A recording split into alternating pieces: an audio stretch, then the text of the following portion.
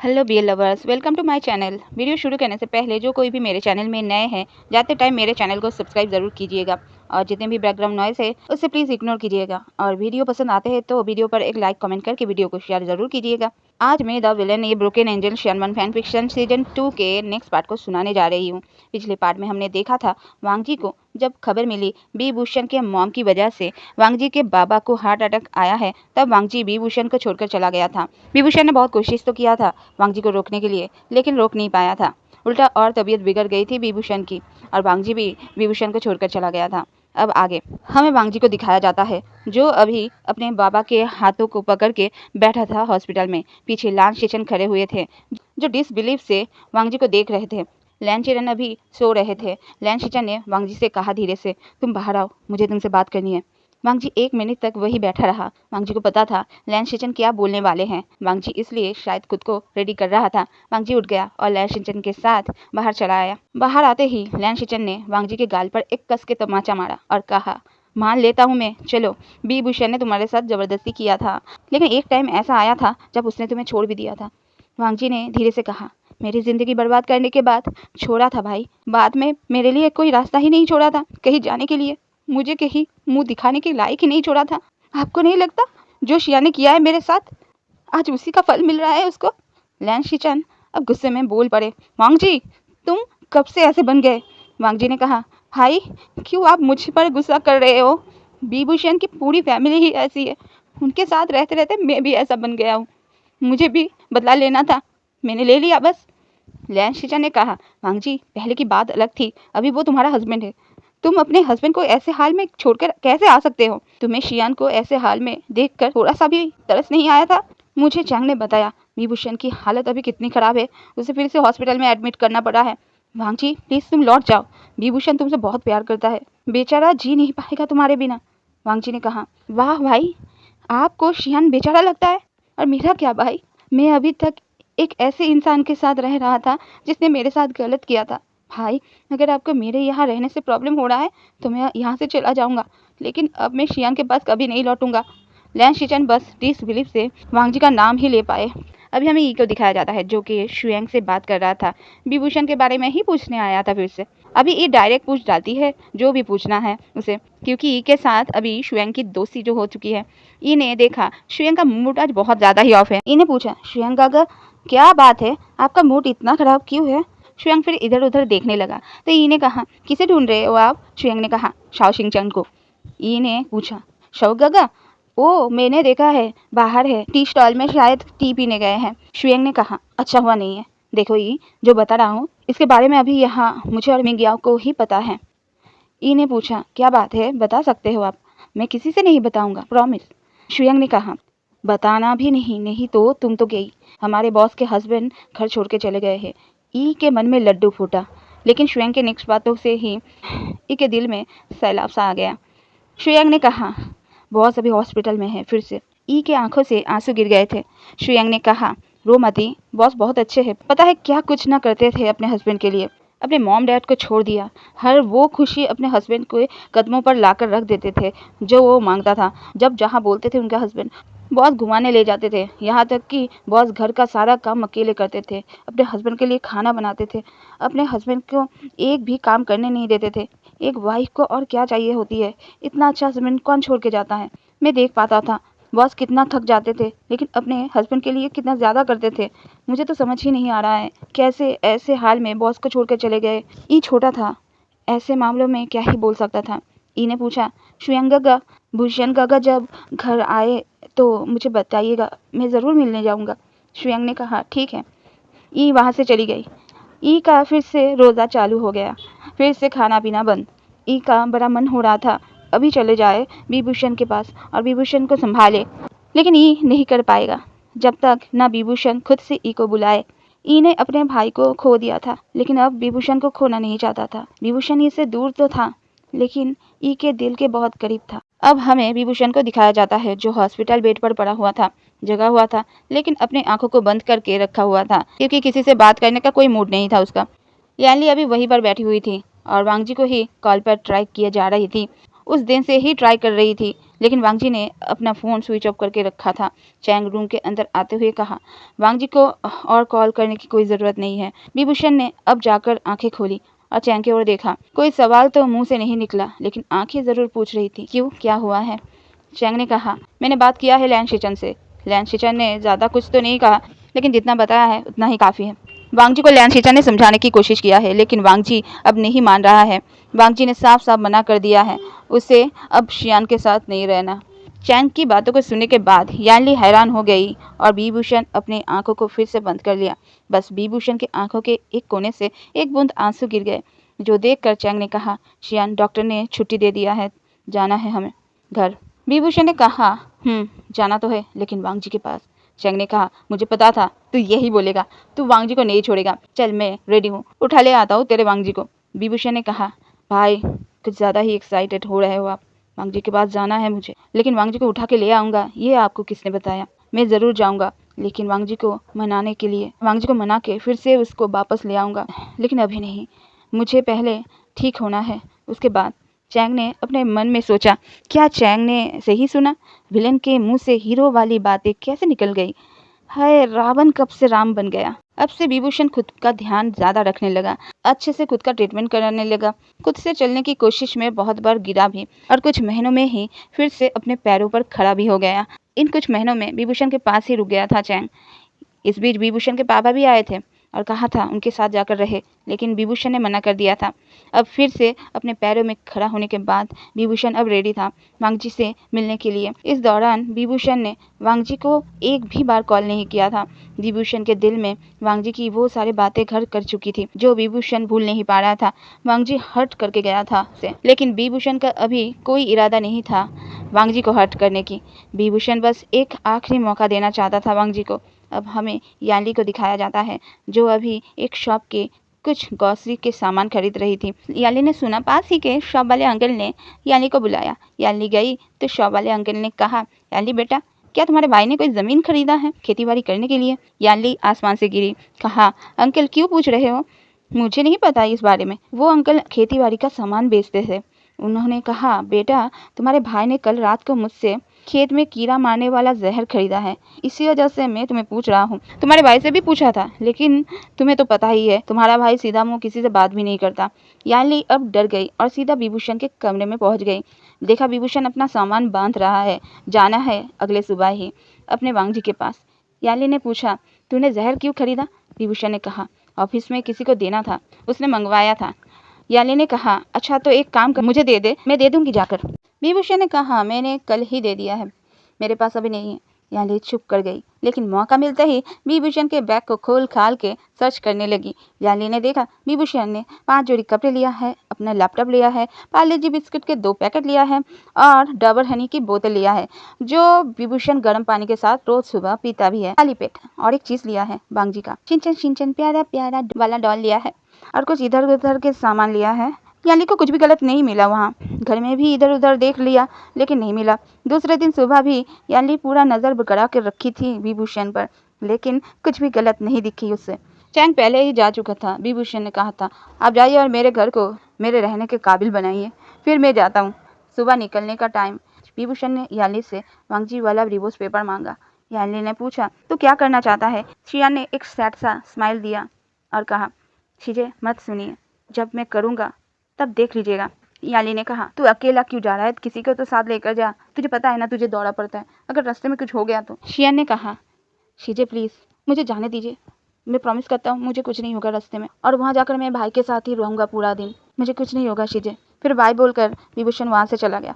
याली को डर लग रहा था। याली को लग रहा था विलन एक्साइटेड हो गया है, इसलिए चैंग को कॉल लगाकर याली ने कहा, विभूषण के वहाँ जाने के बाद विभूषण पर नजर रखे। फिर यहाँ की सारी बातें भी कहा। चैंग को तो अच्छा लग रहा था, ये सोच के ही उसका पुराना भाई वापस आ गया है, लेकिन दूसरे पल ही चैंग की हवा टाइट हो गई जब उसने अपना दिमाग का घोड़ा दौड़ाया। जहर किसके लिए? क्या कहना चाहता है विभूषण? क्या लैन शिचन और लैन चिरन को ऊपर वाले के पास बेच के वांग जी को हमेशा के लिए अपने पास रखना चाहता है? ये सोचते ही चैंग का सर घूम गया। अब क्या करेगा चैंग? विभूषण जब वहां पहुंचा अपने घर, तब चैंग अपने लैपटॉप में कुछ काम कर रहा था। विभूषण को देखकर हक कर लिया। रात के 9 बज चुके थे। विभूषण टायर्ड भी था, खाना खाकर सो गया। और तभी चैंग चुपके से जाकर विभूषण के बैग को खोल खाल के जहर ढूंढने लगा, लेकिन नहीं मिला। चैंग ने याली को कॉल लगाया विभूषण के सो जाने के बाद और कहा, शीजे, शियान तो बिल्कुल नॉर्मल है, कुछ भी समझ नहीं आ रहा है मुझे, और बैग में भी मुझे कुछ नहीं मिला। मुझे समझ नहीं आ रहा है ये बंदा गुस्सा है या दुखी। ऐसा लग रहा है वांगजी यहाँ घूमने आया है और शियान उसे बस लेने आया है। याली ने कहा, विभूषण अपने दर्द से जूझ रहा है, तू बस उसका साथ दे, कुछ भी हो जाए उसे अकेला मत छोड़ना। पता नहीं क्या चल रहा है उसके दिमाग में। अब अगले दिन सुबह विभूषण और चैंग वांगजी के घर में जा पहुंचा था। वांगजी अपने रूम में था। लैन शीचन बुलाने भी गए थे, लेकिन वांगजी ने नीचे आने से मना कर दिया था। लैन शीचन बार बार कह रहे थे एक बार मिल के बात तो कर लो, लेकिन वांगजी नहीं मान रहा था। लैन शीचन नीचे आकर जब कहा विभूषण से, वांगजी तुमसे मिलना नहीं चाहता है, तब विभूषण ने कुछ नहीं कहा, बस एक तिरछी मुस्कान दिया और कहा, जिद्दी बच्चा, बोलकर वहीं पर वांगजी का शीचन वाला डॉल रखकर वहां से निकल गया चैंग को लेकर। चैंग ने कहा, शियान ये सब क्या है, तू क्या चाहता है, मुझे खुलकर बोल, मैं तेरी हर तरीके से मदद करूंगा। विभूषण ने कहा, मैं क्या चाहता हूँ आपको पता है, मैं वांगजी को चाहता हूँ भाई, उसे ही लेने आया हूँ, लेकिन भाई इस बार कोई ज़बरदस्ती नहीं होगा। वांगजी को मैं यहाँ से प्यार से ही जीत कर जाऊँगा। जब तक वांगजी नहीं मानेगा तब तक यहाँ से नहीं जाऊँगा। चैंग को अच्छा लगा विभूषण की बातें। चलो लैन शीचन तो बच गया लगता है। ऐसे ही कुछ दिन गुजर गए। विभूषण रोज आकर वांगजी के लिए नीचे बैठा रहता था, लेकिन वांगजी नहीं आता था। अब तो विभूषण की हालत को देखकर लैन शीरन को भी बुरा लगने लगा था। लैन शीरन को अपनी वाइफ की याद आ जाती थी। लैन शीरन भी कितना ज़्यादा प्यार करते थे अपने वाइफ से। लैन शीरन देख पा रहा था ठीक वैसा ही प्यार विभूषण भी करता है वांगजी से। लैन शीरन एक दिन विभूषण के वहां से चले जाने के बाद वांगजी के रूम में गए और वांगजी को समझाने लगे, लेकिन वांगजी है के मानता नहीं। लैन शीचन और लैन शीरन फेड अप हो चुके थे वांगजी को समझाते समझाते। उल्टा वांगजी ही उन दोनों को समझा देता था। वांगजी अब पहले जैसा नहीं रहा था। लैन शीचन अपने भाई को ही पहचान नहीं पा रहा था। विभूषण हर बार शाम के टाइम आ ही जाता था वांगजी से मिलने, लेकिन एक दिन दोपहर को खाने के टाइम आ गया जब वांगजी नीचे बैठ कर खाना खा रहा था। घर में कुछ लोग भी आए थे, सभी लैन शीरन के दोस्त थे। विभूषण को देखते ही वांगजी अपने रूम में जाने लगा। विभूषण के चेहरे पर एक स्माइल आ गई थी वांगजी को देखकर। विभूषण ने देखा वांगजी उसे देखकर ही वहां से जाने लगा है। विभूषण भाग के गया और बिना शर्म हया के सबके सामने वांगजी को पीछे से हक कर लिया। वांगजी अभी स्टैचू बन चुका था, बिल्कुल भी हिलडुल नहीं रहा था, चुपचाप खड़ा था। विभूषण ने कहा, मेरी जान तुम बहुत याद आए। वांगजी ने अपने आंखों को टाइट करके बंद कर लिया। विभूषण ने कहा, मैं आया हूँ तुम्हें लेने, हमारे घर वापस लौट चलो प्लीज़। देखो मैं हर बात के लिए तुमसे और तुम्हारी फैमिली से माफ़ी मांग रहा हूँ आज, प्लीज़ वांगजी मेरे पास लौट आओ। वांगजी ने कहा, मुझे छोड़ो, चलो बात कर लेते हैं इस बारे में। विभूषण को उस दिन की याद आ गई जिस दिन को वांगजी उसको छोड़ के गया था। आज भी वांगजी का टोन बिल्कुल सेम है। विभूषण वांगजी से अलग हो गया। वांगजी जाकर फिर से खाने बैठ गया और शांति से खाना खाने लगा। सबकी नज़रें अभी वांगजी को घूर रही थी। लैन शीचन के दोस्तों ने कहा, चिरन अभी हमें चलना चाहिए, बाद में आता हूँ। वांगजी ने कहा उन सभी से, आप सभी कुछ टाइम के लिए रुक सकते हैं। लैन शीरन बोल पड़े, वांगजी। लैन शीरन के दोस्तों में से एक इंसान ने कहा, बेटा तुम सभी पर्सनल मैटर में बात करोगे, यहाँ हमें क्या काम होगा। वांगजी ने कहा, प्लीज़ कुछ देर तक रुक जाइए। वांगजी ने अपना बचा हुआ खाना फिनिश किया, फिर जाके सोफे पर बैठ गया और बोला विभूषण से, बताओ क्या चाहते हो मुझसे। विभूषण ने कहा, तुमसे कुछ नहीं चाहिए वांगजी, मुझे तुम चाहिए। वांगजी ने कहा, मुझे भी कुछ चाहिए। विभूषण ने कहा, क्या। वांगजी ने कहा, डिवोर्स। विभूषण का दिल शायद एक पल के लिए धड़कना बंद हो गया था। विभूषण ने कहा, मेरी गलती दिखा दो, मैं तुम्हें भी वो दे दूंगा। वांगजी ने कहा, गलती हम दोनों ने किया है। मेरी गलती ये थी, मुझे तुम्हारे पास वापस नहीं लौटना चाहिए था, और तुम्हारी गलती मैं गिन के भी ख़त्म नहीं कर सकता। वांगजी की ये सारी बातें विभूषण के दिल में छुरी सी चला रहा था। विभूषण ने फिर भी कहा, अभी की बात करो, ये सारी बातें पुरानी हो चुकी है। अब वांगजी भड़क गया और बोला, पुरानी से क्या मतलब तुम्हारा, जो घाव तुमने मुझे दिया है उसके चलते अभी भी मुझे पैनिक अटैक आता है। मेरे बाहर के घाव तुमने देखा है भर चुका है, लेकिन मेरे अंदर के घाव का क्या, जो अभी भी नहीं भरे हैं और कभी नहीं भरेंगे। एक बार खुद को मेरी जगह पर रख के देखो, क्या तुम्हारे साथ जो कुछ भी बचपन में हुआ है, जो सभी कांड जिन लोगों ने किया है, क्या तुम उन सभी को माफ़ कर सकते हो, कहो मुझे। विभूषण के आंखों से अब आंसू गिरने लगे थे। विभूषण ने कहा, नहीं कर सकता।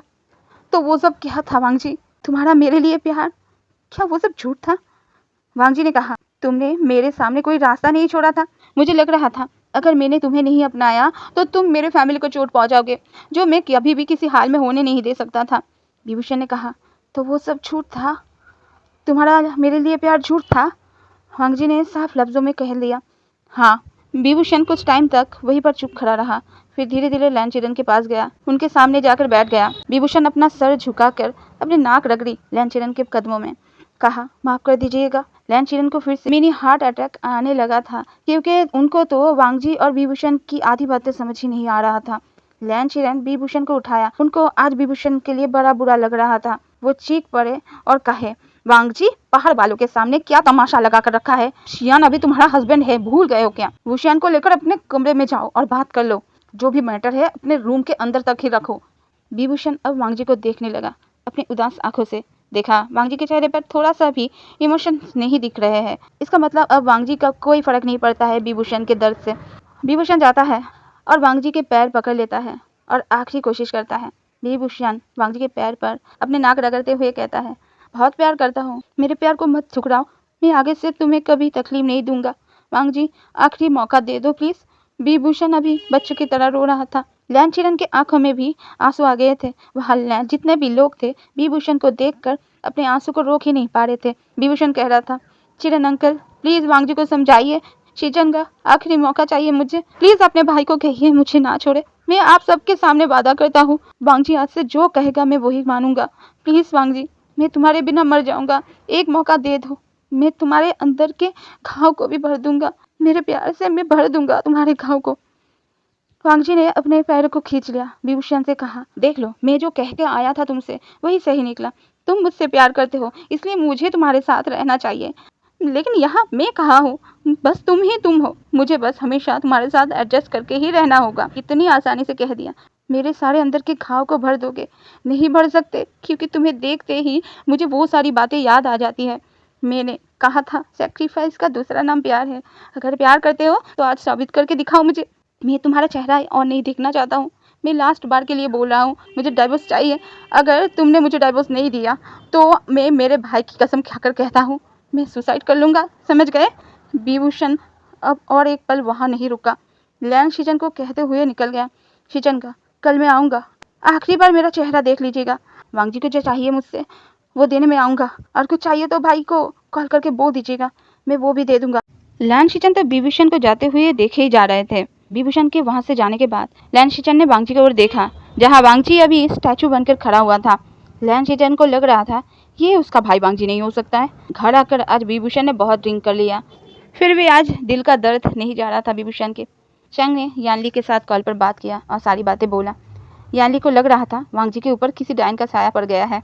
अब नेक्स्ट डे का सीन दिखाया जाता है, जहां चैंग घर से निकलने के टाइम लैन शीजन को कॉल करके बोल दिया था, विभूषण सच में डाइवोर्स पेपर लेकर आ रहा है, वांगजी को तुम कुछ भी करके समझाओ। विभूषण और जियांग चैंग जब रास्ते में थे, वांगजी के घर जा रहे थे, तब विभूषण से चैंग ने पूछा, इतनी जल्दी डाइवोर्स पेपर तेरे पास पहले से ही था क्या? वांगजी को डिवोर्स देने वाला था तूने कहा था तू वांगजी को यहाँ मनाने आया है, लेकिन फिर तू क्यों डिवोर्स पेपर साथ ले आया है? विभूषण ने कहा, कितना सवाल पूछोगे भाई, बस कीजिए। अच्छा ही हुआ ना, मैंने पेपर्स पहले से ही बना कर रखा था, देखिए अभी काम आ रहा है। और अभी का बोले तो मैंने सोचा था वांगजी को ये पेपर्स दिखाऊंगा और कुछ दिल की बातें शेयर करूंगा, लेकिन विभूषण ने अपनी आंखों को बंद कर ली। चैंग ने और कोई सवाल नहीं पूछा, पता है उसको विभूषण अभी और कुछ बोल नहीं पाएगा। अब हमें वांगजी के घर का सीन दिखाया जाता है, जहाँ विभूषण आ चुका था वांगजी के घर, लेकिन वांगजी था कि रूम से बाहर नहीं निकल रहा था। चैंग ने चिराते हुए कहा लैन शीजन से, अब क्या हुआ? तुम्हारे भाई को ही तो डाइवोर्स लेना था, अब क्या हुआ?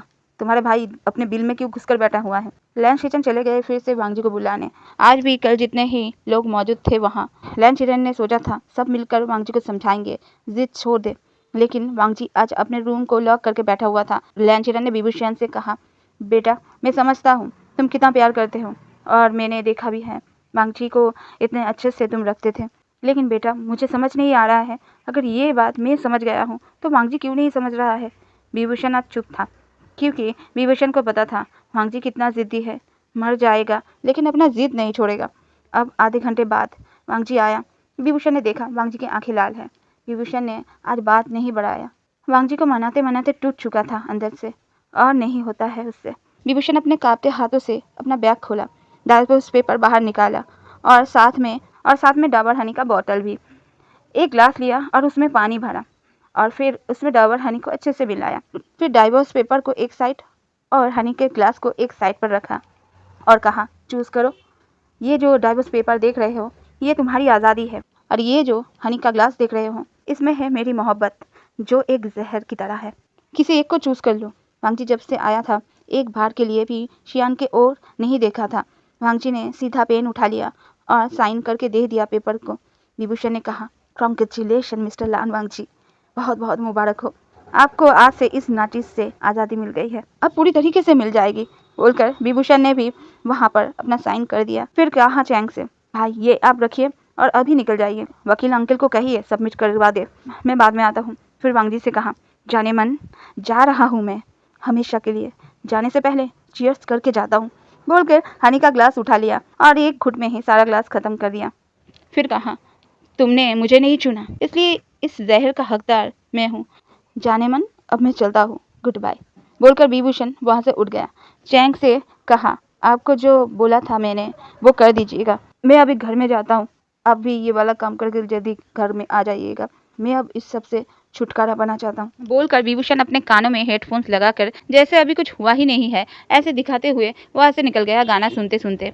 इधर वांगजी विभूषण को ही जाते हुए चुपचाप देखे जा रहा था और बाकी सब भी हमें चैंग को दिखाया जाता है जो कि जा रहा था डिवोर्स पेपर को लेकर अपने वकील के पास। और रास्ते में ही यानली की कॉल आ गई। चैंग ने उठा लिया कॉल को। फिर चैंग ने यानली को सारी बातें कह दी। यानली ने कहा, चैंग भूषण को तो संभाल लेगा ना? चैंग ने कहा, मैं पूरी कोशिश करूंगा। यानली ने कहा, चियान से एक बार बात कर देना मेरी, जब से वहाँ गया है फ़ोन को स्विच ऑफ करके रखा है। चैंग ने ओके कहकर कॉल कर दिया। यानली का मूड ऑफ हो गया था पूरा का पूरा। वांगजी का सर फोड़ने का मन कर रहा था। अचानक से यानली का कुछ हिट हुआ। यानली ने फिर से कॉल लगाया। चैंग ने कॉल उठा लिया और कहा, क्या हुआ शीजे? मैं यानली ने कुछ और बोलने नहीं दिया और कहा, बेवकूफ़। चैंग का मुंह बन गया। यानली ने कहा, जल्दी से गाड़ी घुमा और शियान के पास जा। चैंग ने कहा, क्यों? यानली ने कहा, मुझे कुछ ठीक नहीं लग रहा है, तू पहले गाड़ी घुमा और जाकर शियान को चेक कर। चैंग ने गाड़ी घुमा लिया क्योंकि यानली बहुत डरी हुई थी, ये उसकी बातों से ही पता चल रहा था। अब तो चैंग को भी डर लगने लगा। चैंग ने पूछा, गाड़ी घुमा लिया है, आपके दिमाग में क्या चल रहा है मुझे बताइए। यानली ने कहा, देख चैंग, मैंने तुझे कहा था विभूषण पर नज़र गड़ाया रख। विभूषण ने जहर खरीदा था लेकिन मुझे नहीं मिला था। मैंने सर्च भी किया था लेकिन मुझे हनी की बोतल और पार्ले जी का बिस्किट मिला था। बिस्किट के पैकेट के अंदर तो जहर डाल नहीं सकता, लेकिन हनी के बोतल में डाल सकता है। और तूने कहा कि उसने हनी को जहर बोलकर पी लिया था वहाँ। चैंग का दिमाग घूम गया। चैंग ने स्पीड बढ़ा दिया और कहा, सीजे आप रखिए, मैं देखता हूँ। चैंग जब घर गया तो देखा विभूषण वहाँ नहीं है। चैंग अब भूषण के पापा के पुराने घर में भी गया लेकिन वहाँ भी विभूषण नहीं मिला। अब चैंग पागलों की तरह विभूषण को ढूंढने लगा। फिर से वांगजी के घर में भी गया। वांगजी अब अपने रूम में खुद को लॉक करके बैठा हुआ था। इधर समय बीतता जा रहा था। लैन शिचन भी परेशान हो रहे थे, इसलिए बार बार कॉल करके पूछ रहे थे चैंग को शियान मिला या नहीं। चैंग ने पूछा, शिचन वांगजी से एक बार पूछ लो, क्या विभूषण का यहाँ कोई सीक्रेट जगह है जहाँ विभूषण जा सकता है? मुझे समझ नहीं आ रहा है, लड़का गया तो गया कहाँ? लैन शिचन ने जाकर वांगजी को आवाज़ लगाया। वांगजी ने कह दिया, मुझे नहीं खाना, कल बात करता हूँ भाई, आज नहीं प्लीज़। लैन शिचन ने कहा, वांगजी बस एक बात बता दो, फिर परेशान नहीं करूँगा, ठीक है? वांगजी चुप था। लैन शिचन ने कहा, क्या तुम्हें विभूषण की कोई सीक्रेट जगह के बारे में पता है? विभूषण को चैंग ढूंढ रहा है, वो नहीं मिल रहा है। फिर से साइलेंट छा गया। कुछ देर बाद वांगजी बाहर आया। लैन शिचन के हाथ से फ़ोन ले लिया और चैंग को एक मैसेज कर दिया। मैसेज में सिटी से बाहर वाले घर का पता था। वांगजी ने फिर से खुद को लॉक कर लिया। लैन शिचन वांगजी की हरकतों को देखते ही जा रहे थे। चैंग को पता मिल गया। लैन शिचन ने कॉल करके बता भी दिया। इधर यानली भी कॉल किए जा रही थी। चैंग यानली के साथ कॉल पर बात करते करते ही घर के अंदर गया। दरवाज़ा खुला हुआ था। चैंग ने कहा, शीजे घर का दरवाज़ा खुला हुआ है, लगता है शियान अंदर ही, शायद अभी अकेला रहना चाहता होगा, इस वजह से ही यहाँ आया होगा। आप कॉल कट कर दीजिए, उससे बात करके फिर आपसे बात करता हूँ। यानली ने एक राहत की सांस ली। चलो मिल तो गया, लेकिन यानली के मन से जहर वाली बात जा ही नहीं रहा था, बार बार घूम फिर के आ रहा था। यानली ने कहा, चैंग देख, शियान को अभी दौरा पड़ता है, इसलिए मैंने तुझे कहा था वो बोले भी तो उससे दूर मत होना, लेकिन तू चला गया उसे छोड़कर। अभी अगर जहर वाली बात छोड़ भी दूं, लेकिन टेंशन के मारे भूषण को अगर दौरा पड़ गया होगा तो क्या होगा बोल? अब चैंग को भी लगा यानली सही है, चैंग ने कहा, सॉरी सीजे, मैं एक पल के लिए भी अब बुशियान से दूर नहीं रहूँगा, उसको अपनी नज़रों के सामने ही रखूँगा। यानली ने कहा, शियान से एक बार बात करवा दे मुझसे। चैंग जब अंदर गया तो वो देखा विभूषण बेड पर ही है, एक साइड होकर सो रहा है और कान में अभी भी हेडफोन्स लगा हुआ है। इसका मतलब गाना सुनते सुनते ही सो गया है विभूषण। चैंग ने यानली को कहा, शियान सो रहा है सीजे, देखकर लग रहा है बहुत रोया भी है। क्या करूँ, शियान को उठा दूँ या वेट करूँ उसके उठने तक? यानली ने कहा, अभी मत उठा, बाद में मैं बात कर लूँगी, जब उठे तब करवा देना मुझसे बात, लेकिन अभी तो वही रुक, कहीं नहीं जाना उसे छोड़कर। चैंग ने फिर कॉल कट कर दिया और वहीं पर एक चेयर में बैठ गया। 10 मिनट हो गए थे। चैंग को लगा विभूषण के कान से हेडफोन्स को निकाल देना चाहिए। गाना चल रहा था अभी भी। चैंग आगे बढ़ा और एक कान से ईयरबड को निकाल दिया, लेकिन जब दूसरे कान से निकालने गया तो चैंग के उंगलियों में कुछ चिपचिपा सा लगा। चैंग ने देखा खून है जो उसकी उंगलियों पर लगा हुआ है। फिर चैंग ने विभूषण के चेहरे को ठीक से देखा तो चैंग घबरा गया। विभूषण एक साइड होकर सोया हुआ था, इसलिए पता नहीं चल रहा था, लेकिन अभी चैंग ने देखा विभूषण के मुंह से ब्लीडिंग हो रहा है। चलिए आज इतना ही, मिलते हैं नेक्स्ट वीडियो में। कमेंट जरूर कीजिएगा, मुझे बताइएगा क्या लगता है आप लोगों को अब आगे क्या होने वाला है। चलती हूँ, बाय बाय, बी लवर्स, टिंग टिंग।